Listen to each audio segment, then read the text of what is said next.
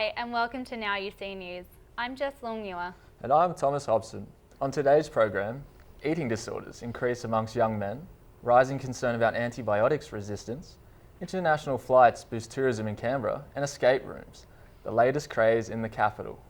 Eating disorders are becoming increasingly prevalent in young men. Research shows that stigma, underreporting and misdiagnosis are factors that lead to many people continuing to suffer. Hannah Egan reports. Approximately a quarter of sufferers of eating disorders are men.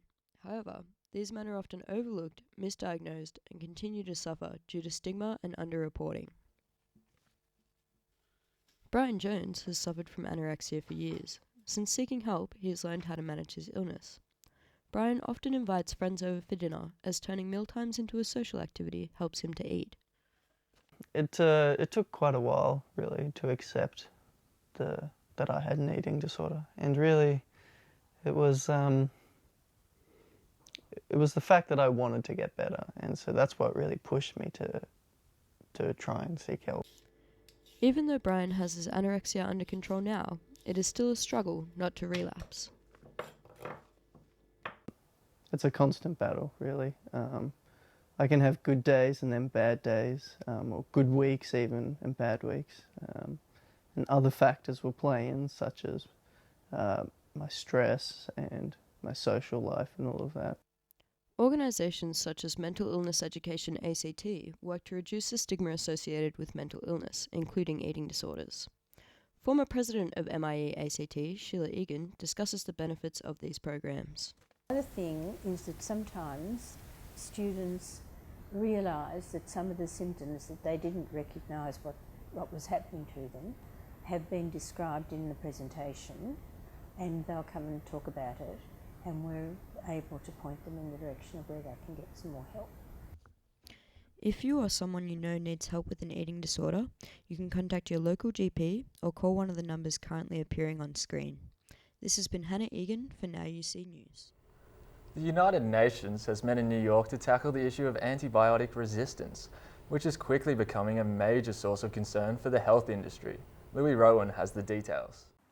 Antibiotics have stood between sickness and health for decades, but with an alarming amount of resistant superbugs emerging, the UN has been forced to act.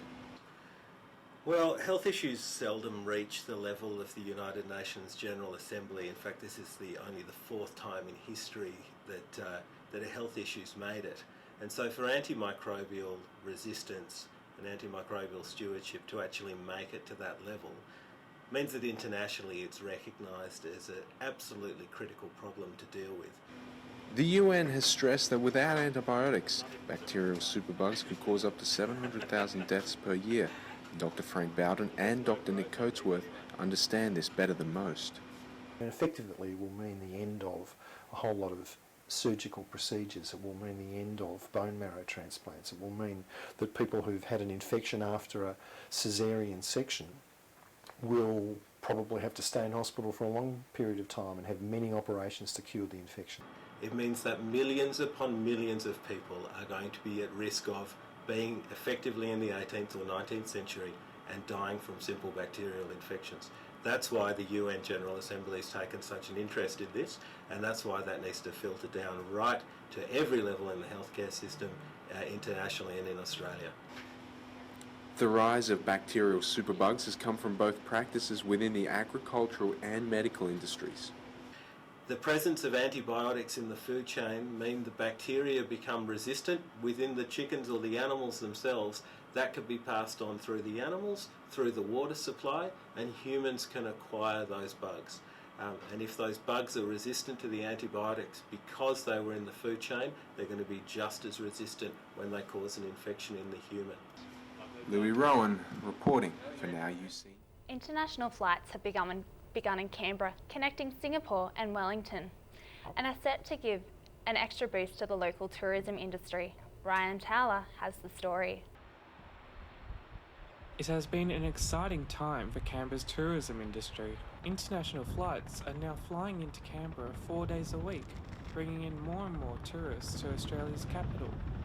Lille National Hotel in Barton thinks that it's a great opportunity for tourists to see a different side to Canberra.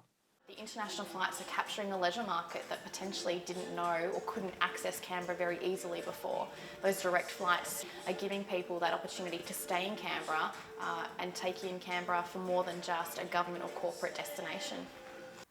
Visit Canberra says the government organisation has been busy to prepare for the international flights. From a consumer perspective, we've been working cooperatively with Singapore Airlines and Tourism Australia, and that's in terms of raising the profile of Canberra. Visit Canberra has worked with Chief Minister Andrew Barr to develop the 2020 tourism strategy. The strategy aims to bring $2.5 billion into the local economy through tourism by 2020. Visit Canberra hopes that with the help of the international flights, that goal will be achieved very soon. We're tracking quite well, so in our last lot of figures, just this year, most recent figures, we're up to about 1.85 billion, so we're actually tracking quite well to meet 2.5 on target. Joanne also says there has been a lot of work done with Canberra's hotels to prepare for the international tourists.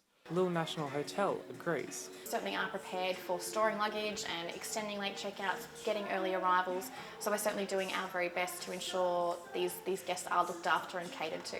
The Capital Express currently runs 4 days a week in Canberra with a capacity of 266 seats on each plane. Ryan Taylor, NowUC News. Loneliness and bullying at school can have a negative impact on a child's development. Schools in Canberra are trialling a strategy called the Buddy Bench to help reduce isolation amongst primary schoolers.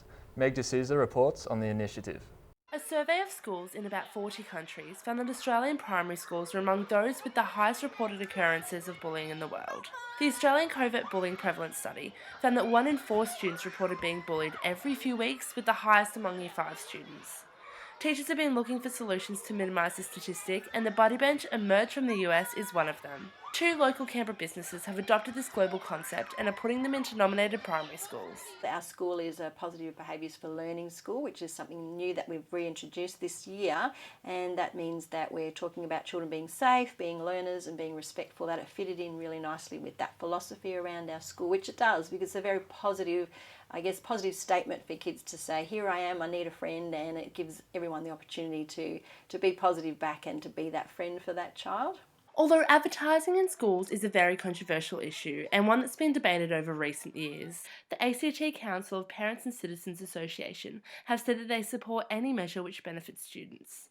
With consultation with parents surrounding the advertising of the business logos, it was found that the advantages of the benches versus the display of advertising were outweighed. They recognise that schools have benefited from the Buddy Bench program and believe it's a really positive attribute in each school. Actu-AGL, who are a sponsor of the Buddy Benches, say that they are all about getting behind the kids in Canberra.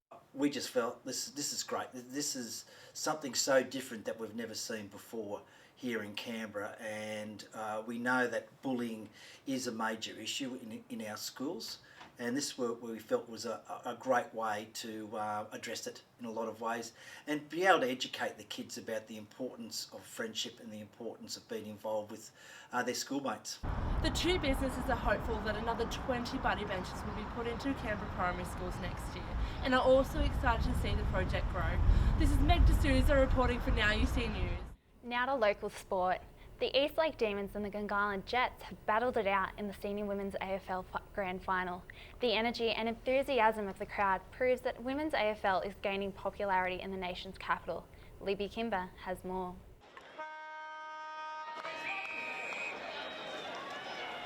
Loyal supporters have descended on Greenway Oval to watch the ACT Senior Women's AFL Grand Final. The Eastlake Demons took on the Gungahlin Jets in the final match of the season, with the Jets taking out the premiership with a score of 49-28. The final comes as the AFL prepares to launch the inaugural season of the Women's Football League, which will feature 8 teams playing in February and March of 2017. It's a step in the right direction. We're going to get finally recognition for the skill and fitness and the talent that's involved in women's football. Women's AFL is the fastest growing sport in Australia, with more than 60,000 female players across the New South Wales and ACT region. It's fantastic that, the AFL's done it, and it's it's a really good progression, and now like women will have something to aspire to. While there are more opportunities for women in AFL than ever before, players say that there is still a way to go before there are equal opportunities for both women and men in all levels of the league.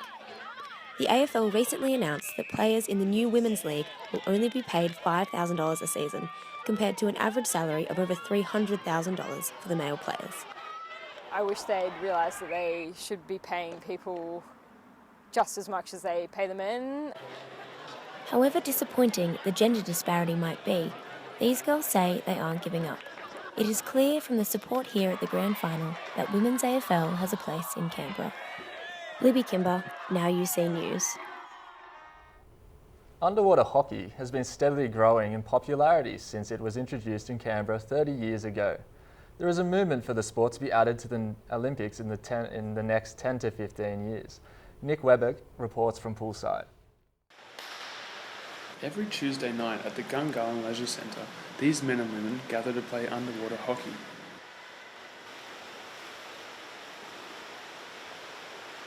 From up here, it is difficult to see what is happening. To get a better view, we need to look below the surface.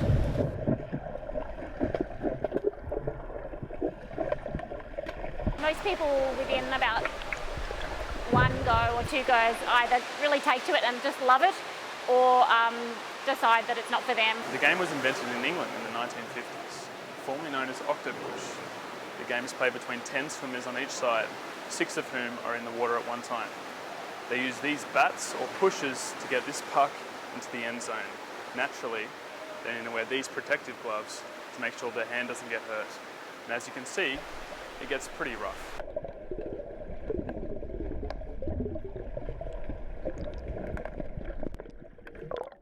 Currently, the Underwater Hockey World Championships is the centrepiece for the sport. The 2016 tournament saw Australia win gold in the Men's Elite, Men's Masters and Women Masters. There has been a recent push for underwater hockey to be included in an Olympics in the near future. I think in the past, when we only had about 35 countries playing it, there wasn't enough countries to make it an Olympic sport, but I believe that they're pushing their barrow now, and they're also talking about making it a Commonwealth Games sport. So I think something will happen in the next 5 to 10 years. Honestly, no, it's a pretty, in terms of spectators, it's not the best sport. You really have to put on a snorkel and a mask to watch the sport. So where to next for underwater hockey? Can they make the Olympic dream a reality? Nick Wiebeck, NowUC News. Before we go, we'll take a quick look at a growing international trend that has started to catch on here in Canberra: escape rooms. Michael O'Brien reports on this latest craze. Since January, 2 escape rooms have opened in Canberra. The latest is in Phillip. Once inside, customers can choose from 2 experiences. This one is called Mr. Keller's Magic Emporium. Teams are locked in the rooms and have 1 hour to navigate a series of challenges leading to their escape. The groups are given a walkie-talkie and if ever stuck on a puzzle, can radio through to receive a clue. At the end of the experience, a team shot is taken with a chalkboard, displaying the group's escape time. The quickest team wins. So these are our leaderboards. We've got our 2 rooms, Magic and Salem. So what is it that encouraged these 2 UC students to open up their escape rooms? I'll go down to Melbourne, interview the guy that opened the first escape room in Australia. And then, cut a long story short, he convinced me that it was a good idea to open escape rooms, and Canberra's a good market for it because it's pretty vacant. And then got on to Mitch, and he was already pumped to do it. He'd done a few in Malaysia.